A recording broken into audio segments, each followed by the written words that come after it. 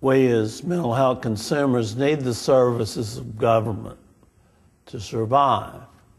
And some of us can survive, but without those services, those medications and programs, it's very hard to survive.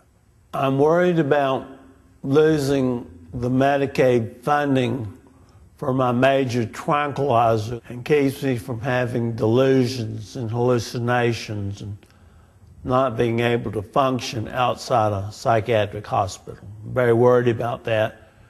And really, that decision is in the hands of the state legislators. If you don't want people on the street in front of the new civic center begging for money, then don't cut this budget, because some of those mental health consumers will be out there begging. My son's name is Marcel, and I am so proud of him. He is 24 now, and I always say, just happens to have a disability. He has a developmental disability, and right now, with the support of funding through the CAP MRDD program, he has a part-time job. He is spending time in his community, learning how to be healthy, learning how to be independent. What we fear is that once we start talking about cutting funding, how far will we go?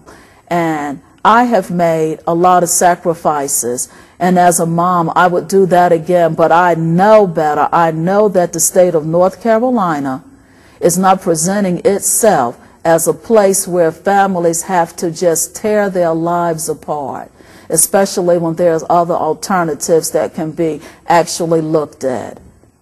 And my twin sisters were the only siblings and really the only family members either of us have.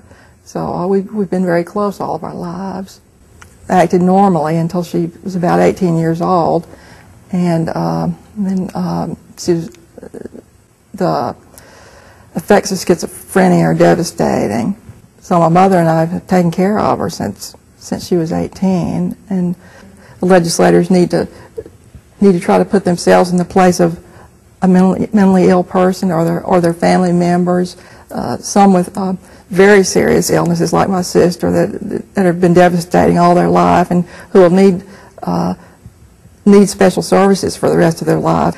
I think how they would feel if they saw their sister or family member being deprived of services and therefore just destroying their life. Mental illness is just as serious as any medical illness that anyone could have, and it's more serious in a lot of ways. And without community services and support, they'll suffer and will probably die as a result of it.